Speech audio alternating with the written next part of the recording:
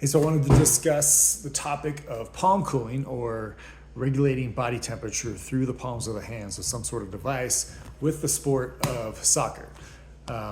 So there's different ways to implement palm cooling in this sport. So at the lower levels, athletes are allowed to come on and off the field at the coach's discretion, depending on if they're tired or not, or if they need to get other players on the field. So in these instances, it just makes total sense. Have some cooling devices available so that the kids can pick them up, hold them in their hands, put them on their forehead, and they will do this automatically. You don't even have to teach them to do this. My son's soccer team, we have, half dozen of these on the sideline.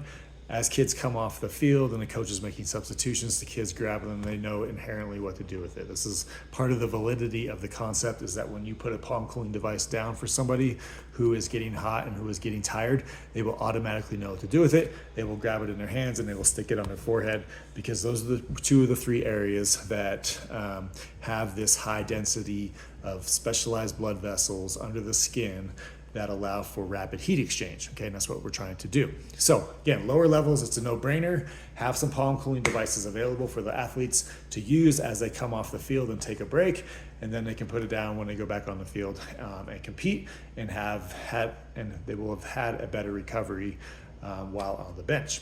You could also obviously use it during halftime. At upper levels, in-game use of palm cooling is a little bit more specialized, right? So when a player is substituted out, they are not allowed to return to the field. And so there's not really a big reason to have palm cooling available in those situations. I would argue that during halftime, even though halftime is fairly long, it is ideal to help the player regulate their temperature more effectively, more efficiently, and more quickly by having palm cooling available during halftime. So that is one area where you may want to have some of these for your team to help them bring their temperature back down, bring their heart rate back down faster, so that their halftime recovery is more effective. What we're seeing now in the Euros, right, and in the Copas, is that in the knockout rounds, when a tie score is not an option, we really want to think of how can we maximize that time from the end of regular time to that first overtime period, and then between the two overtime periods, what can you do for your athletes or for your players to maximize their recovery during that 5-minute period, okay? There's not a lot of time, and so everything that is done during that 5 minutes of rest between that next overtime period is incredibly important. So we should be hydrating, they should be getting some fuel, but they should also be bringing their temperature back down more effectively with a palm cooling device, right? So we've got the 90 minutes of play, we've got whatever extra stoppage time there is, you've got a break.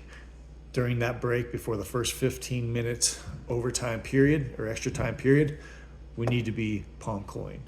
They're going to play for 15 minutes, then they're going to have another break.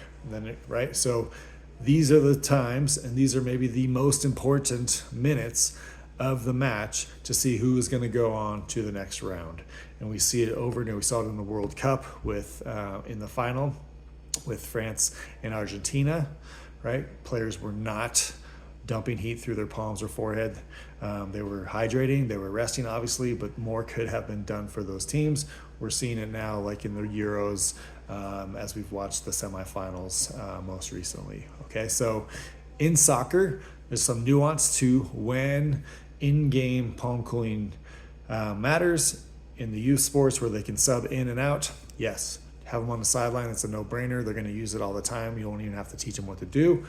In the higher levels, it's going to be more of a specific tool to deploy when the game is going to go into extra time, because there was a tie score at the end of regular time.